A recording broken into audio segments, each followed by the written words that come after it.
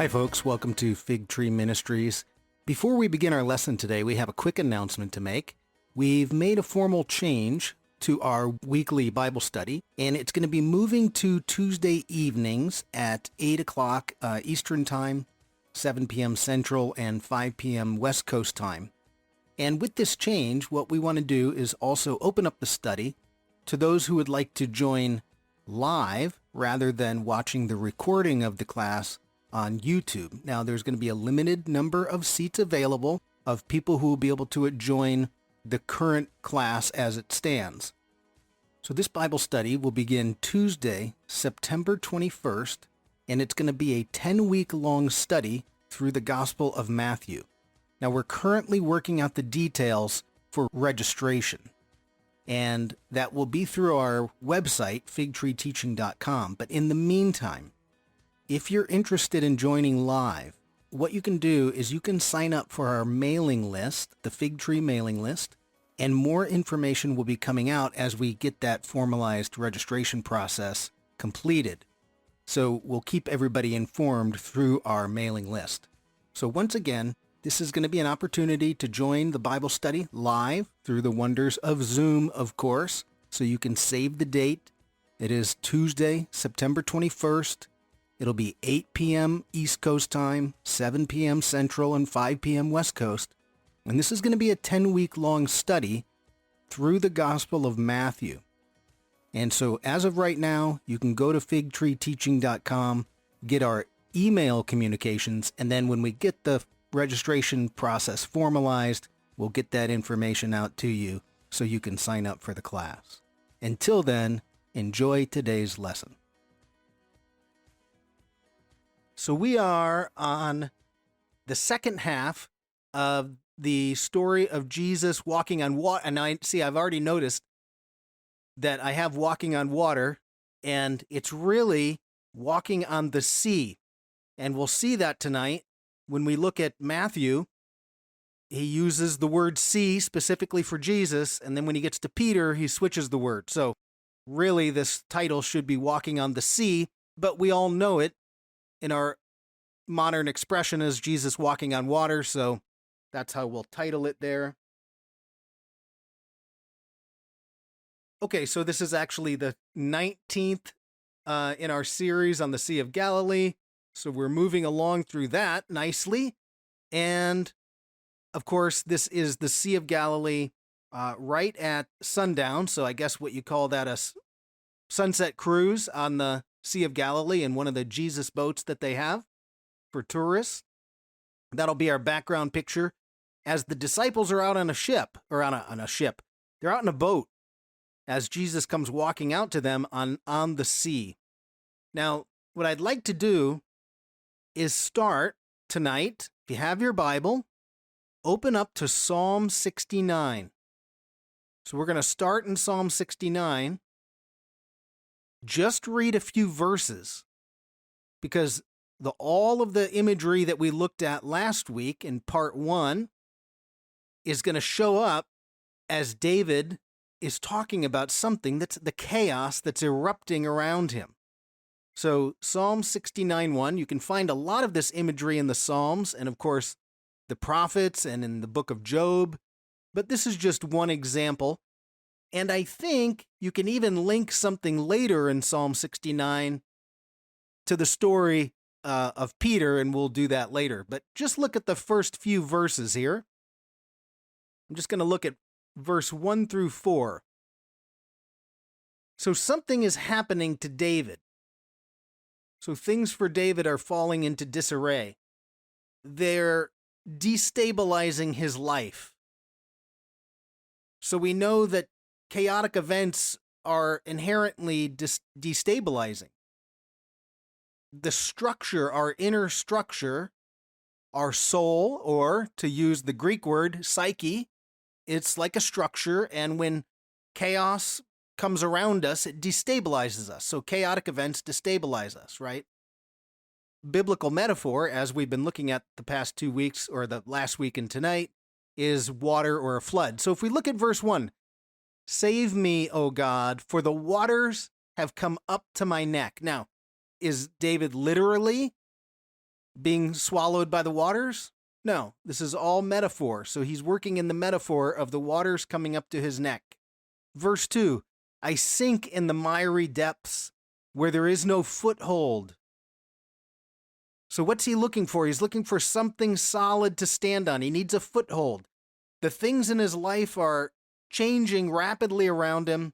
They feel unstable, and he's looking for something solid to put his foot on. I have come into deep waters. The floods engulf me. So you can see David he's in chaos.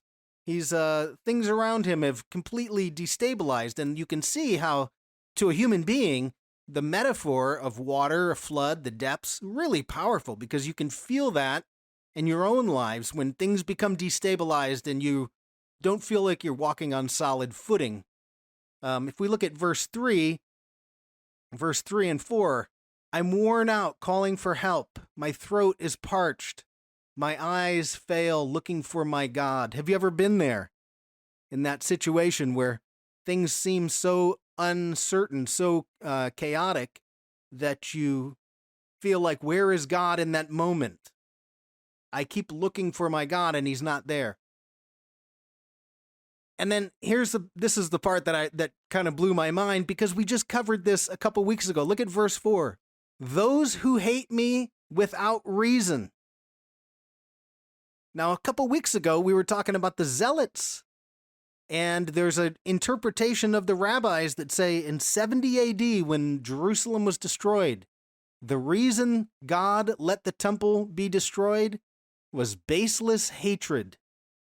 They hated each other for no reason. And here in Psalm 69, David is surrounded by people who hate him for no reason. They outnumber the hairs of my head. Many are my enemies without cause. Can you imagine being in a country where people hate each other and no one's done anything to each other, but hatred abounds? And that's exactly what David is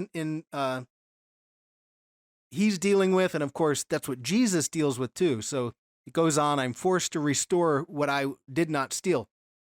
The point I want to make here, though, is the imagery of water and the flood and the deep, and that God, of course, we use the metaphor that God is a rock, because what's David looking for on his foothold? He's looking to try to put his foot down on something stable, a rock. Rock is eternal. It's been there, for as long as human beings have been here. So rocks seem to be eternal. They're stable. They provide something stable. So God is a rock. So it's a great opening to a psalm. Later, they come back to this, and we'll come back to it later because I think it even applies with Peter. But I just wanted to show you that to give you an example of how the biblical imagery uses the idea of the flood, the waters. Now, the sea, of course, takes on more. That's the enemy of God, but it's just a great example of that biblical imagery and how David is feeling so destabilized by what's happening around him. Okay, so that's just a little introduction. So, by way of review, very quickly, last week, we talked about this idea that comes out of the biblical text. You also find it all around the ancient Near East, and I would argue it's still happening today. It's this cosmic battle. It's the cosmic battle of order versus chaos. It's not tyrannical order. It's God's order that allows human beings to blossom as God intended them. So it's a cosmic battle. There's order versus chaos. And the enemy of God is depicted very often in the Bible as the sea or a sea monster. And it's the thing that disrupts God's order. And of course, the ancient people like to look around their world, and whatever phenomenon they feel, they want to find something concrete. So when you see a storm, that's this disruption of God's order. So if we think about the sea as the enemy of God, you might think of a picture like this that is obviously chaotic. You don't want to be out in that, but it's that picture of the storm that continually slams up against God's created order and tries to disrupt it. To the ancient mind, and I suppose even our minds today, we often come up with a picture like this. It's the Leviathan, it's the monster under the waters that creates the chaos. And we anthropomorphize it and we create something bigger out of it because we want to deal with the chaos, but we don't know how to. So you create something like, something more concrete than just a chaotic event. So that would be the sea, the enemy of God. So if we go back to our list, we noted last week that God has authority over the sea. And from Genesis chapter 1 all the way on, God has authority over sea. Now, not just the water, the literal part, but anything that is a chaotic event. And then the cool part is that in the New Testament, the authority of the Father, so God's authority over the chaos, the sea, is passed down to the Son. That's how we know when Jesus gets into the boat and the disciples say, "Surely this is God's Son," it's because the authority of the Father is passed down to the Son, and when Jesus walks on water, now you know he's truly the Son of God. So it's a picture of that authority, and that happens throughout our gospel writers are always telling us stories about Jesus' authority that's just like his Father.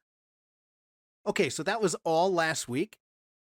A couple more things, because we ended on something from the Old Testament. Let me back up a minute. One of the hardest parts about us studying this text is that we're Westerners. And we talked about this last week.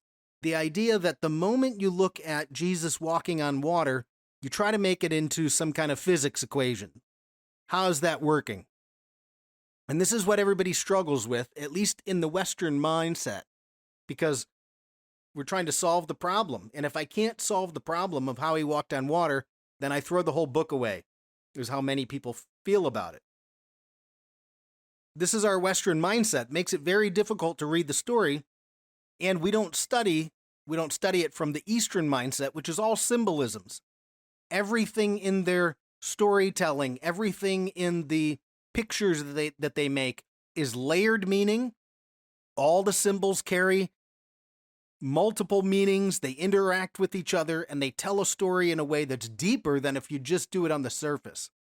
So, for instance, we live in a very low context environment. The United States, by the way, the lowest context when it comes to communication, the United States is the lowest context communicating nation in the world because we're a melting pot.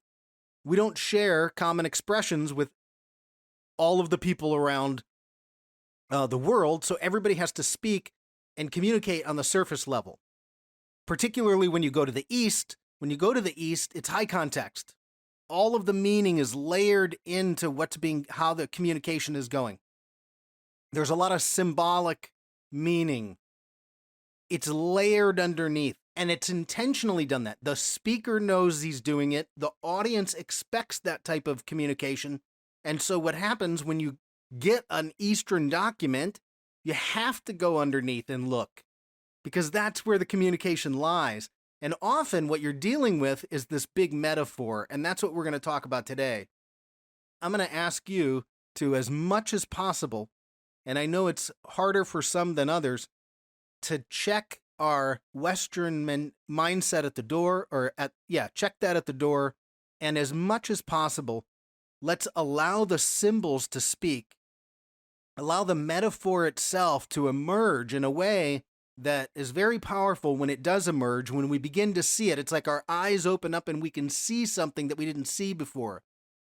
Biblical metaphors are created for human beings. That's how God communicates to us. When we see them, they speak volumes. And they're often just more impactful. And I think many people who've gone back and began to study the text, looking at the symbolic nature, the metaphors, they will recognize that immediately. So that's what we're going to do today. All right, so now last week, this is what I was going to do earlier. we mentioned last week this question, who walks on the sea? And this time I did change my slide here. Who walks on the sea in the Old Testament? Well, it's God himself. In Job, don't turn there because we're just going to do it real quick. I put it on your handout. Job chapter 9, verse 8 is where we find he alone, so he, God, stretches out the heavens and treads on the waves of the sea. And the sea, in this case, Hebrew, Yam, which we mentioned last week, was a local god, which is the sea god, the god of chaos that fights the god of order. So we have precedent of God walking on the sea, and then that, of course, is going to pass down to his son. And we didn't have a whole lot of time to go over this, and I never want to get too technical on words unless they can really help you. But for instance, treads on the waves, which waves that's interpretation. That's the way that our Bible writers are saying, what do they mean by this word? Oh, it must mean waves. He treads on the waves of the sea, and it's the sea. And what's interesting about this is that word treads, it's on your handout. It means it's a little bit like setting your foot in somebody else's territory and trampling. Now, whose territory is God setting his feet in? Well, it's the territory of chaos. It's the one who wants to disrupt God's order. So God since he has authority for that, God tramples on the realm of chaos. That's his job, not ours. And again, anytime we bump into that chaotic mess, we've got to say, okay, God, this is beyond me.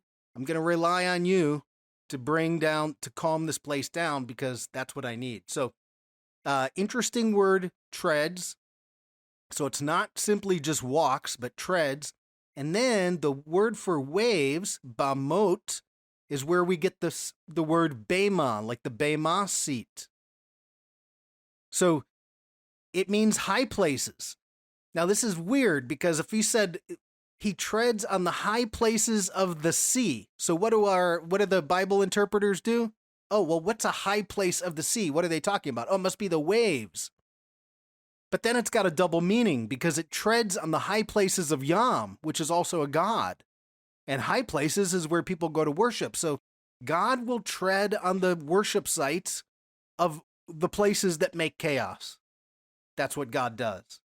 So it's got a double meaning there, and that's just an interesting phrase here, the way that they use that word bamot.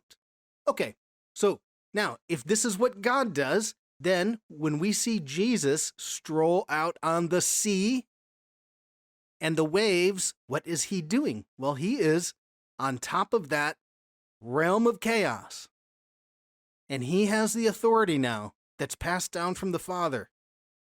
And of course, that's what we see going on in the text. And that's really cool when we can make those connections.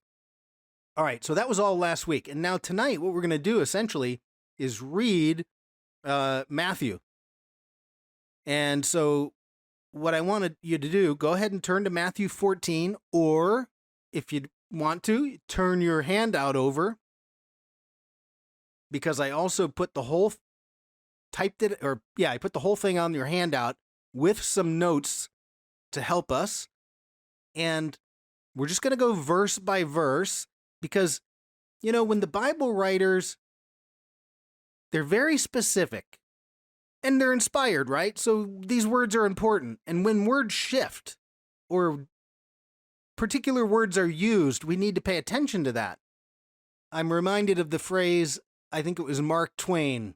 He said, the difference between an author using the right word and the wrong word is the difference between lightning and a lightning bug. And I thought, well, that's a good way to put it, because authors don't just randomly choose words and then say, oh, well, I got that one wrong, particularly if the author is inspired. So we'll look closely at the way some of these words shift. Before I do that, one quick note, just as a reminder, to show you how we can connect something like Job to the text that's going to come up here in Matthew. This is just visualization. I didn't put this on your handout. You guys have, I know the majority of the class knows this, but at least for the video and those who would follow on, when we have our Bible, the Old Testament is written originally in Hebrew, some Aramaic, Hebrew mainly. Then you have, of course, the New Testament. That's written in Greek. And so then the question becomes, well, how can we connect a New Testament text that's in Greek back to an Old Testament text? How would we know that those are connected, right? If one's in Hebrew, the other one's in Greek. Well, around the year, and I'm guessing, because this is a complete guess, 250 BC, 250 years before Jesus was born, in and about, there's actually a process, and there's an evolution to this happening. In Alexandria, Egypt, there were Greek-speaking Jews. They didn't speak Hebrew, so they wanted their Bible, their Holy Scriptures, in Greek. There's a whole story. They got a group of people together. They all did the translation, and what they came up with is something called the Septuagint. So we have a document that predates Jesus that's the Greek Old Testament. And our New Testament writers almost entirely rely on that Septuagint.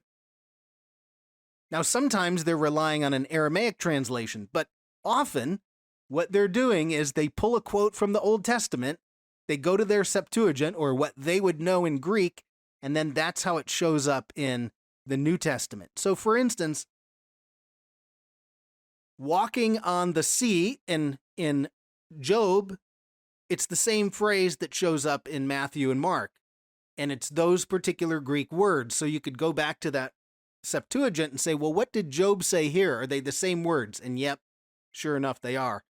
And then you'd think, the author's probably relying on that Greek translation. So I just wanted you to know there does exist at the time of Jesus a Greek translation. There's also an Aramaic translation that they would use as well. But for today's notes, just know about the Greek. Okay.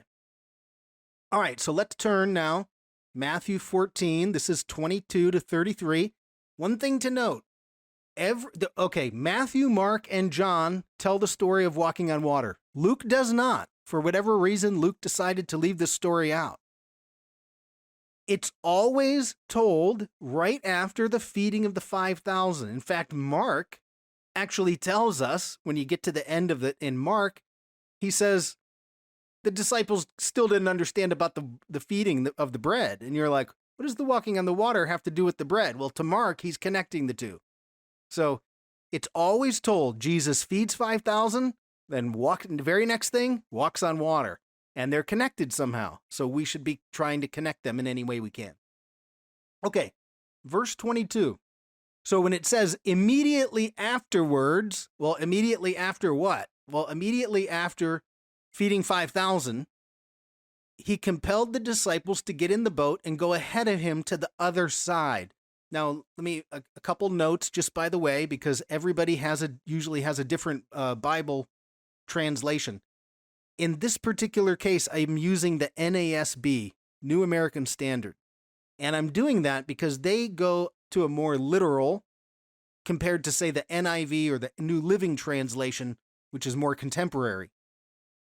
So it has the words I need, where the NIV doesn't. Anyways, so we're in the NASB. Immediately afterwards, he compels the disciples to get in the boat, to go to the other side. Now, the other side where? And this is another confusing thing about the story between Matthew, Mark, and John. Which direction is he sending them, and where do they end up the next morning? Because in John, it's Capernaum, but here it's different. So it gets a little bit confusing about this. If you're trying to map out in detail the way the four Gospels are, it'll drive you nuts sometimes. So anyways, immediately after feeding 5,000, he compels the disciples to get into the boat. That's interesting. He doesn't often send them off on their own, but he does. And then he sends the crowd away. Verse 23, After he sent the crowds away, he went up on the mountain by himself to pray, and when it was evening, he was there alone. Okay? Next verse, 24. But the boat was already a long distance from land, battered by the waves, for the wind was contrary. Now I'm going to focus for a second. We're not going to try to figure out how far away from land because we don't know exactly which direction they're going. But I want you to notice this word battered. So it says the boat was battered by the waves. Now, we know what that means, right? The waves are slamming up against the boat. That's what we kind of think about battered. But what's interesting is that Greek word for battered actually means tormented. And it's even deeper than that. It's so it means tortured, it means tested. So in a strange way, there's a sense of testing that's happening. They just fed 5,000. He sends them out on the sea, and the boat is being tested by the waves. And the root word, the root of that Greek word that we translate battered, because how do you describe what's happening that the waves are doing, is a word for touchstone, a stone that was used to test the authenticity of gold or silver. It's a stone used for testing. So I think in a weird way, the testing matters. They're being tested in some way, shape, or form. They're moving across the sea in a way that's going to test their faith in a sense. And of course, this is going to apply to our lives, because how often do we get our faith tested when we don't know when God's going to show up in the storm? So just an interesting note on that word, battered by the waves, literally tormented by the waves. Okay, let's see. Verse 25, and now this is kind of the main one that we all know. Verse 25, in the fourth watch of the night, we'll deal with this one in a minute, fourth watch of the night, he came to them walking on the sea. Very important to note that the NASB, and the reason I chose it, and a lot of other ones as well, but the NASB uses the phrase the sea. Because we say Jesus was walking on water. That's not what the Bible says. It says he was walking on the sea. Well, Scott, technically it's water. Okay, I get it. But you gotta pay attention to Matthew, because he's going to switch underlying Greek words when it comes to Peter. So in the fourth watch of the night, he came to them walking on the sea. And that is now bringing in the phrase that comes from Job. And it speaks to that audience to say the sea is that enemy of God that creates chaos, and Jesus is above it. He's walking above it, just like his Father in heaven did. And so let me show you just real quick why it's so important to check, particularly in a story like this, to check multiple translations. So for instance, this is from a website, BibleHub.com. You can go there and check out multiple interpretations.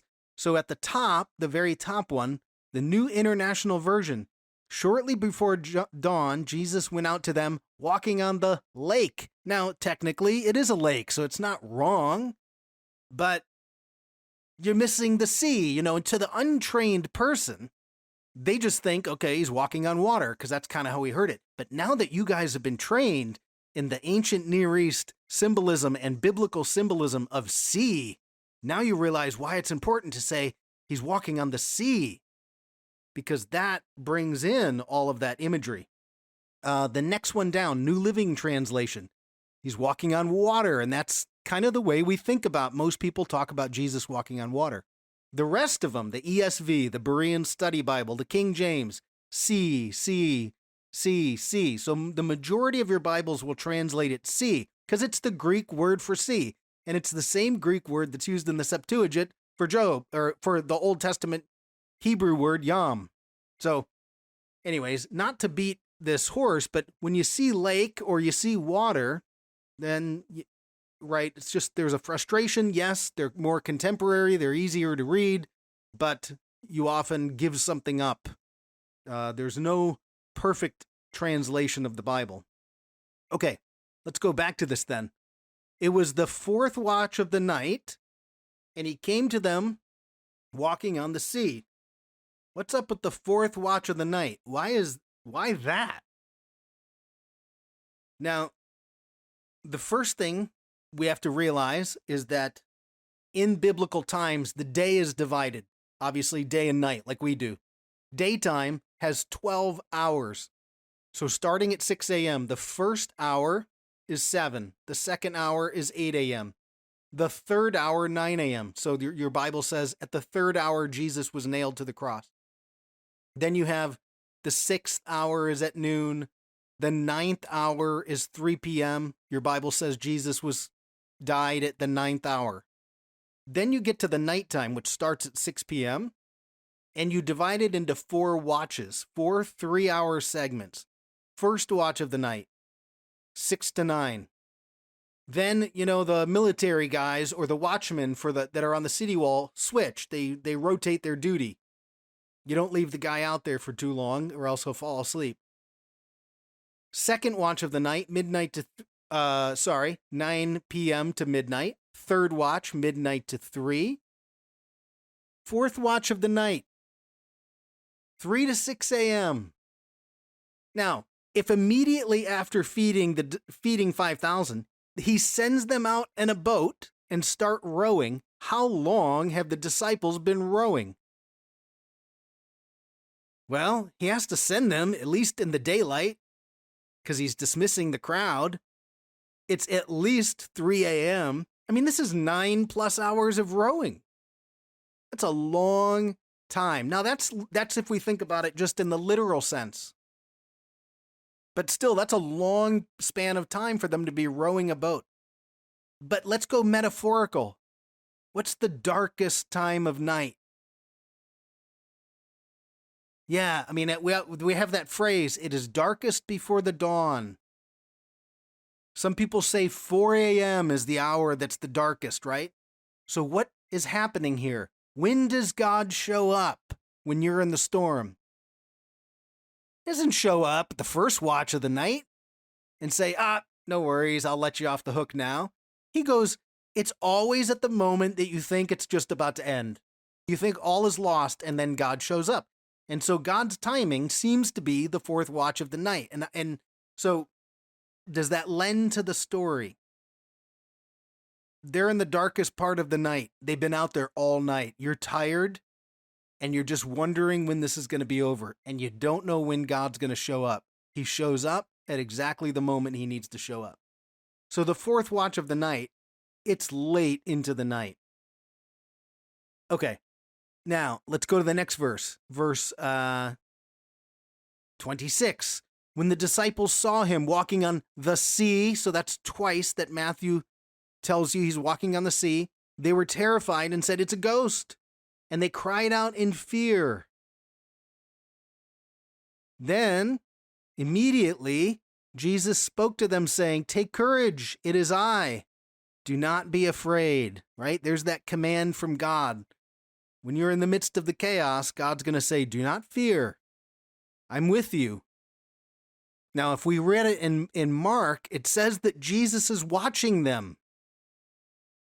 So that adds even more to the element of how can we understand this about our own life? In Mark, Jesus sees them straining against the oars. In Matthew, it doesn't tell us that. He just walks out in the middle of the night. But this is going to be a huge metaphor for our own lives and how the world works in the chaos. Okay, let's go to verse 28, because now Peter's going to respond. And it's an important thing to note. Peter responds to him saying, Lord, if it is you, command me to come out on the water. Change of Greek word. It's the Greek word for water. Does Peter have authority over the sea? No, he does not. And neither do you and I. God has the authority over the sea. God treads upon the sea. So when Peter gets out, now, we'll talk about God's power that sustains him on top of the water. I get it. But it's not the sea, and we have to know that Matthew is switching Greek words. He knows the difference between sea and just water. Jesus says, "Come," and Peter got out of the boat and walked on the water. Now he's above the chaos. We get it. That's a great picture. He's standing above the chaos with Jesus, but he doesn't have the full authority that Jesus does over the sea, and it's important to note that. And he came towards Jesus. Because this is really, when we get to this, most of us think about the Jesus part. He's standing on the water. I like to think about the Peter part, because what does that mean for you and I? God doesn't give Peter authority over the sea. He gives him the ability, the power to stand above the chaos of the water, but it's different. In Genesis 1, God creates the sea monster. Some of your Bibles say big fish or giant whale or something like that. He creates the sea monster, literally, sea monster. But when he goes to Adam and Eve and says, here's what you have authority over: the land, the trees, the birds, the animals, and the fish, it changes words. It's fish, not sea monster. God never gave you authority. The two things that he doesn't give Adam and Eve authority over, the chaos and time. And what are we dealing with? When are you going to show up, God? I'm on this lake. I'm rowing. I've been here all night rowing. I'm on the chaos. When are you going to show up? And God doesn't give you authority over time, and he doesn't give you authority over the chaos. He retains that himself. That's good to know. Because when I bump up against that, that's where I need to know my limitation and say, okay, God, I met my limitation. You take over. Okay, let's keep going. Verse 30. But seeing the wind, and this is the greatest part, because what happens? What's going to sink us when when God's power is holding us above the chaos? Right? We're in the metaphor. Don't literally go walk out on a lake. It's not going to hold you up. Think chaos in your own lives. He's seeing the wind. He became frightened. The moment you're afraid, that's it, right? You're going to start sinking into the chaos. And he began to sink. He cried out, saying, "Lord, save me." Now, we all know this inherently. And it's easy to say, but it's real hard to do when the chaos is rising around you, not to be afraid.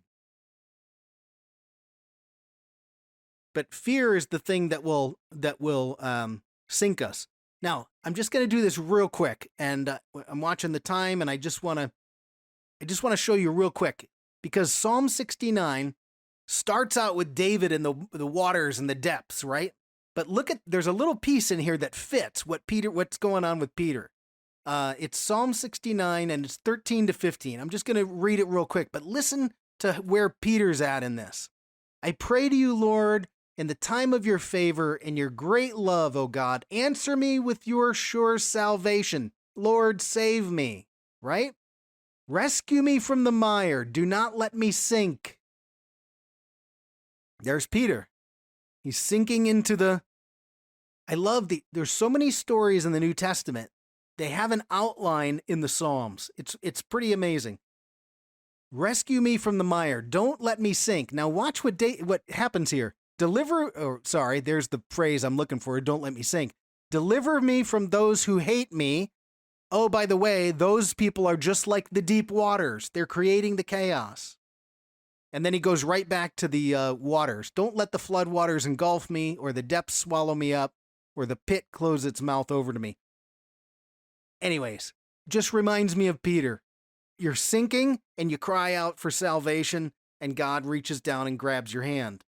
So, also Psalm 69, great psalm for when you're in chaos. Maybe you don't want to read it and remind yourself that you're in chaos, but okay. He saw the wind, he's frightened, he cries out, "Lord, save me."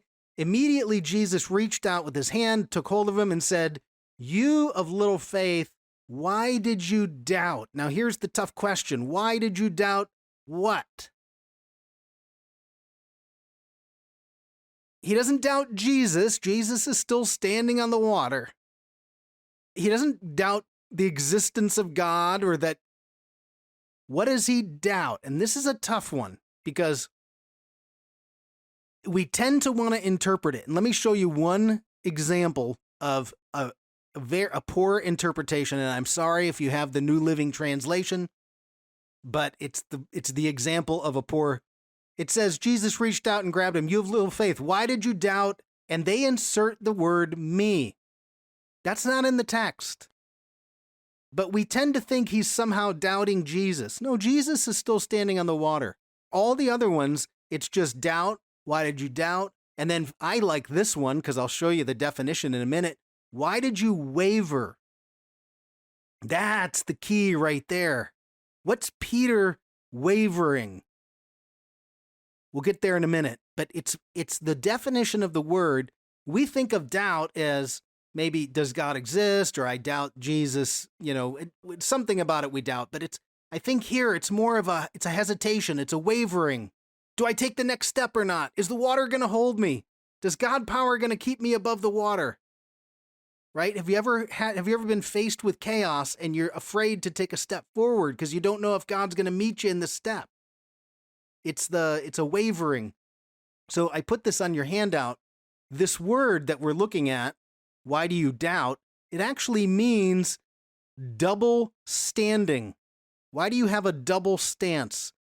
Going two directions, it says properly. Shifting between positions. I'm shifting between, should I get out of this boat or should I stand on the water? Should I get out of the boat or stand on the water? Peter's not committed because he doesn't think the next step is going to hold him above the water. You're choosing a double stance, to vacillate, to waver. It's an uncertainty. And I think the key here, when we look at that definition that way, is Peter's not doubting Jesus. He's doubting the next step. And all of us do that. You have to tell someone the truth. And you wonder, what's going to happen if I tell the truth? We had a friend of ours had a work situation where she had to tell the truth. And she thought for sure that she'd get fired. It's a big deal. But God kept, as she was praying about it, stand in the truth. And she did, and it's really uncomfortable for her. But God met her in the truth and is upholding the truth for her. In fact, people that she worked with started coming out of the woodwork saying, I agree with you. I'm glad that you told the truth. So, but for her, it was this moment of chaos. What do I do? Do I hesitate? Do I tell the truth? Do I take the step and know that God's going to meet me? So anyways, I wanted to show you that. I don't think it's that he's doubting Jesus. I think that he's vacillating on that next step. It's when we have to face the chaos that we doubt whether God has the power to meet us in the chaos. Okay. Then it says, verse 32, we'll finish this up. When they got into the boat, the wind stopped, and those who were in the boat worshiped him, saying, you are truly God's son. And again, that's what we ended with last week. How did they know? How do they know that Jesus is God's son? Well, it's that whole biblical idea of the authority of the Father is being passed down to the Son. He's the one walking on the sea. Peter is standing on the water. Okay, now what does this mean for us? Because I think this is the really important part, and hopefully you're already picking up on, I think, on some of it with Peter. This is where we live, folks. We did this before. It's called the Lake of I Don't Know. We live in the world of chaos. And if you don't believe it, read the newspaper tomorrow, open up your window, look outside. And what don't we know? There's all kinds of things that we don't have control over. When's this whole thing going to end with COVID? I don't know. When are things going to move forward with whatever? I don't know. When is someone going to be healed? I don't know. We live on the lake of I don't know because God didn't give us that information. So we live, and sometimes the chaos rises up and we're just sitting on a boat, right? We're on a boat and we're saying, okay, God, I feel like I've been out here for a long time and I need you to come out and give me some rescuing. And then God's going to say to you, you know what I want you to do? In the midst of this chaos, I need you to step out of the boat. And then your question is, what? Wait, what? You want me to do what? Yes, take a step into the chaos. And what so often the biblical metaphor is that when you step into the chaos, like the parting of the Jordan River when they're coming to the promised land, you take the step, God meets you underneath. But when you're looking at the step, it looks like chaos, right? So we're on the lake of I don't know. I don't know when all of this stuff, how it's going to end and when it's going to end and the timing of all of it. But I know God's timing is perfect timing. So we wait, we pray constantly, we release the responsibility to God on the things that he controls, and we take care of the things that we control. And I think Peter shows us that if we allow fear to take over in our lives, that will immediately start to descend in the chaos. Now we can cry out to God, but I think that's really a big part of the lesson here is this is where we live. We don't know when God is going to show up. And I think that's part of the fourth watch of the night, that he always shows up at the darkest time, it seems, where you think all is lost. And then suddenly it gets calm and you don't know how it happened. So anyways, I hope I was able to bring that together, because I think that's the important part of when we see Peter walking on the sea, walking on the water. Okay, so just as a way of review, there is a cosmic battle happening every day, and we're participating. Do we bring order? Do we increase the chaos, right? So we want to be on the side of God and order, but we should recognize that God is the one who's ultimately going to be in charge of all of this chaos. The sea is the enemy of God. That's the representative enemy of God. And God has authority over that sea. He has authority over the chaos. Know where your limitations are and when you have to hand that off to God. One thing, let me back up real quick, sorry.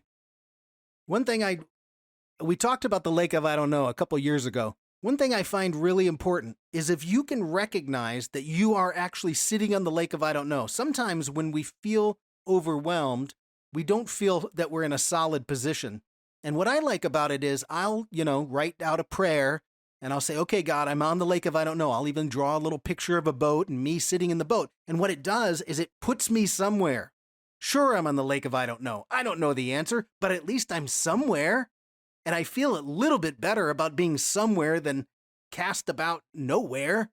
So it gives you a solidness of at least I recognize my position and where I'm at. So you might want to think about that if you're ever doing a prayer about the lake of I don't know.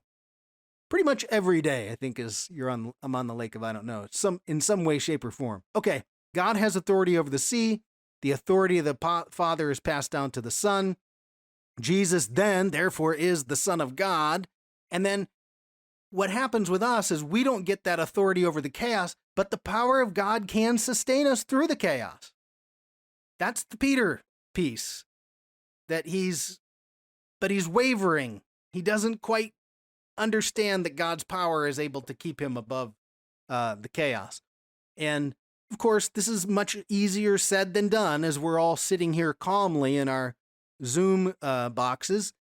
When chaos is rising around you, you don't always feel that way. It's much harder to implement than it is to say, but we can get better over time. So, okay. So that's walking on water. Hopefully we hit enough of those points enough to have that come across.